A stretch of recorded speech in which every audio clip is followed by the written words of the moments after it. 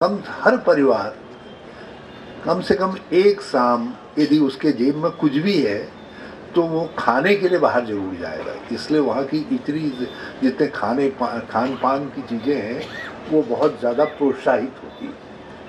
हम वो भी नहीं करते हैं, हमारा उसमें भी ध्यान कम है। और तीसरी, हम कंजूसी दिखाते हैं। यदि हमको वही किसी बढ़िया पैकेज के साथ पैकेट उसके साथ मिले तो उसको तो खरीद लेंगे। हम दिल्ली से खरीद लेंगे, देहरादून में भी खरीद लेंगे, तो देहरादून में सभी चीज़ें मिलती हैं। मगर हम अपने लोकल ब्रांड्स को प्रोत्साहित नहीं करते, लोकल चीज़ों की खरीद को प्रोत्साहित नहीं करते। यदि देहरादून के नागरिक चाहें तो यहाँ के इस एग्जीबिशन में जितना सामान आया है इसमें से इसका 75% कंज्यूम कर सकते हैं, खरीद सकते हैं, मगर खरीदेंगे नहीं। तो ये जो हमारा हमको एक रुझान पैदा करना है। और मैं विभाग से भी कहूँगा कि इन चीज़ों की मार्केटिंग की व्यवस्था भी वो केवल ये नहीं समझें कि ये लघु सूक्ष्म उद्योग हैं या केवीआईसी के उद्योग हैं, तो इसकी मार्केटिंग किस तरीके से हो, हम अपनी चीज़ों का प्रचार किस तरीके से करें। हमको एक प्लेटफॉर्म बनाना है, हमको उसके लिए वातावरण बनाना है। हम उद्यमी नहीं बन सकते, सरकार उद्यमी नहीं बन सकती है, मगर सरकार फैसिलिटेटर बन सकती है। हम उसके लिए सुविधाएं पैदा करने का काम कर सकते हैं, हम उसको आवश्यक प्रचार देने का काम कर सकते हैं। इस पर हमको थोड़ा सा ज़्यादा तवज्जो देनी चाहिए।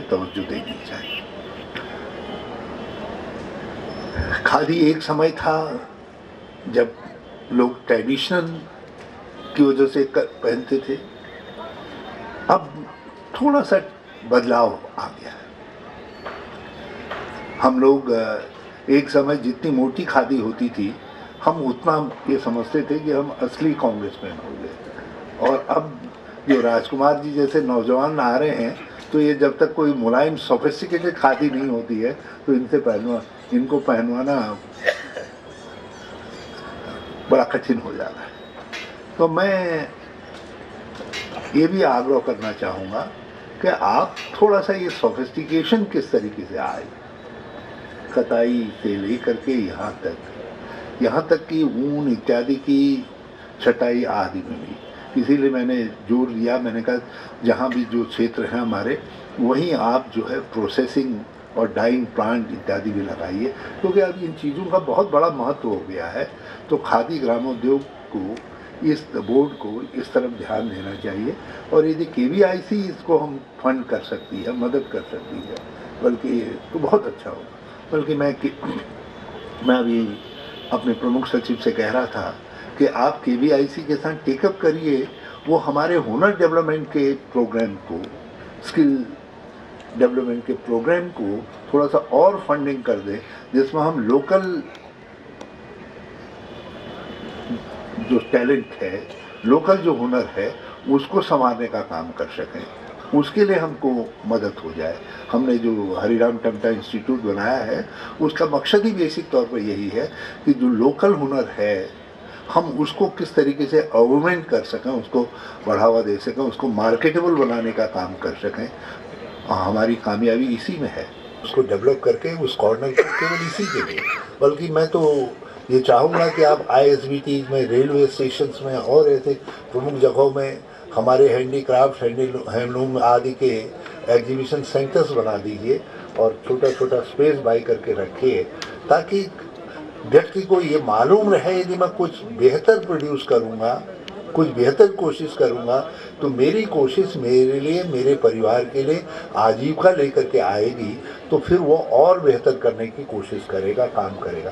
मैं ये नहीं कह रहा हूँ नहीं कर रहे हैं, लोगों ने कर रहे हैं तभी तो ये सब कुछ हो रहा है, लेकिन इसको और किस तरीके से हम बेहतर कर सकते हैं, अपने एफर्ट्स को उसके साथ जोड़ने का काम कर सकते हैं। और हम आपके काम को और हल्का कर दे रहे हैं, हमने तय किया है, मैंने शिक्षा विभाग को कह दिया है कि 9th से लेकर के 12th तक फंक्शनल स्किल, मतलब एक तो स्किल डेवलपमेंट होता है कि आप उसको पूरा तरीके से स्किल एक आदमी को दक्ष बनाइए। मैंने ये कहा कि जो छात्र हैं उनमें फंक्शनल स्किल पैदा कर दें ताकि वो अपने परिवार के काम को, जिस तरीके का भी रोजगार परिवार का होता है, तो उस तरीके के रोजगार में वो हाथ बटाने का काम कर सके। और उस काम को हमने कहा आउटसोर्सिंग किसी एक्सपर्ट कंपनी ऑर्गेनाइजेशन को सौंपिए और उसके जरिए हम अपने हाई स्कूल से लेकर के इंटरमीडिएट तक में इस काम को चलाएंगे। और मैं आपके मंत्रालय से मेरा आग्रह है कि आप स्किल डेवलपमेंट का, जिसको हम हुनर के नाम से करें, एक योजना चलाएं जिनमें आप मदरसों को, स्कूलों को, इन सबको इन्वॉल्व करिए, इन सबको इन्वॉल्व करिए। बल्कि हमारे जो ये बड़े बड़े इंस्टीट्यूट हैं, इन इंस्टीट्यूट्स को भी इन्वॉल्व करिए। वहाँ भी कोई दुनिया के अंदर कोई वो तरक्की कर ही नहीं सकता है जो व्यक्ति किसी न किसी तरीके की दस्तकारी को बढ़ावा न दे रहा हो, जो राज्य या जो देश जो है। तो हमको भी ये दस्तकारी को हर हालत में बढ़ावा देना है और हमारी परंपरागत दस्तकारियाँ मर रही हैं, ये हमारे लिए चिंता का विषय है। इसलिए हमको एक नए माइंडसेट के साथ इस दिशा में काम करने की ज़रूरत है। और मुझे उम्मीद है कि हमारे जो उद्यमी भी है, हमने जो MSME पॉलिसी बनाई है उसमें हम कई तरीके के प्रोत्साहन दे रहे हैं।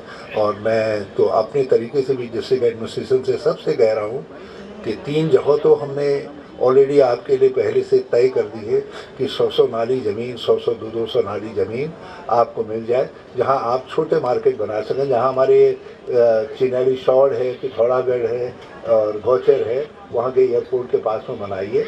और उनमें इन उद्यमियों से जो लोग आगे आते हैं उनको ज़मीनें दीजिए। और यदि MSME पॉलिसी को एक मूवेबल वाइब्रेंट पॉलिसी के तौर पर रखिए, उनके साथ इंटरेक्ट करिए। कोई ज़रूरी नहीं है कि हमने जो पॉलिसी बना दी है, कैबिनेट के 11-12 सयाने लोगों ने बैठ के जो तय कर दिया है, 10-20 और सयानों की अकल ले करके, वो कोई फाइनल डॉक्यूमेंट नहीं है। हमारी जो MSME पॉलिसी रहेगी वो बिल्कुल एक वाइब्रेंट पॉलिसी रहेगी, एक गतिमान पॉलिसी रहेगी, जिसमें हम आप लोगों की, जो लोग इस तरीके को उद्यम कर रहे हैं, उनके सुझावों को भी आमंत्रित करने का काम करेंगे ताकि हम उसको आपके मनोभाव के अनुकूल कर सकें। आपकी टैलेंट को उस मामले में हम टैलेंट को उसके साथ जोड़ने का काम कर सकें। मुझे बहुत अच्छा लगा यहाँ आकर के आप सबसे बातचीत करके। मैं फिर से जितने स्टॉल्स यहाँ पे लगे हुए हैं उनको लेकर के जो लोग आए हैं, मैं उन सब का बहुत बहुत स्वागत करता हूँ। और मुझे उम्मीद है कि आपकी बिक्री बढ़ेगी और आप हर साल के तरीके से इस साल भी जोशो खरोश के साथ यहाँ मार्केटिंग करेंगे। आप सबका बहुत बहुत धन्यवाद।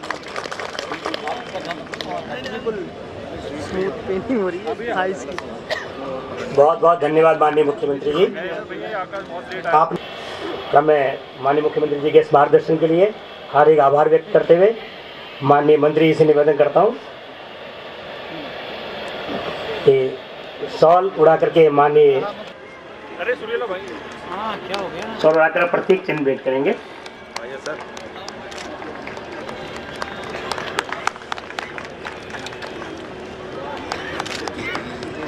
श्री कमल रावत जी से निवेदन है, जिला ग्राम उद्योग अधिकारी से, कि श्री राजकुमार विधायक जी को शॉल बना करके और प्रत्येक चिन्ह भेंट करेंगे। आज की राष्ट्रीय खादी ग्राम उद्योग प्रदर्शनी के अवसर पर श्री कमल रावत जी, माननीय विधायक एवं संसदीय सचिव श्री राजकुमार जी। उसका फोन आ रहा होगा ना आपके पास? तो वो 1 घंटे बाद तो वो आता है। धन्यवाद राजकुमार जी। कह रहा आ रहा 5 मिनट में, अभी थोड़ी देर रुके रहेंगे। मेरा निवेदन है, अभी हम ऑफिस जाके भेज देंगे।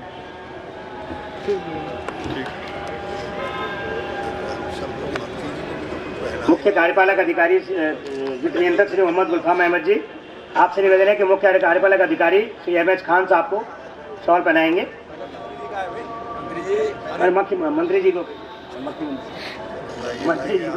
अहमद खान साहब माननीय मंत्री जी को शॉल पहना करके सम्मान करेंगे।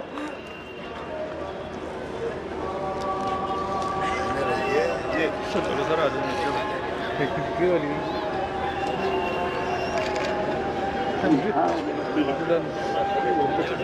और अहमद खान साहब, और मैं अब आमंत्रित कर रहा हूँ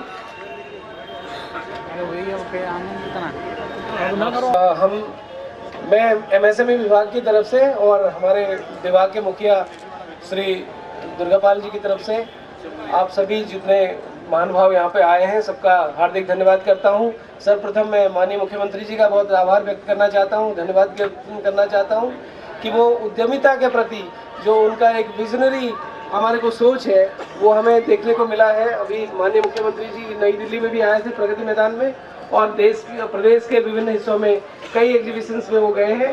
और सर हम आपके आभारी हैं, माननीय मंत्री जी के आभार व्यक्त करना चाहते हैं। जी सर, आप फोटो करेंगे सर, थैंक यू।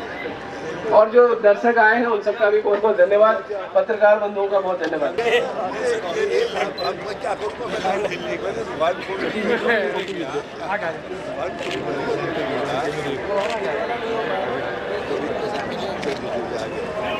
थोड़ा आगे आ जाओ, साहब के बगल में आ जाओ, आगे आ जाओ ना, बस ठीक है।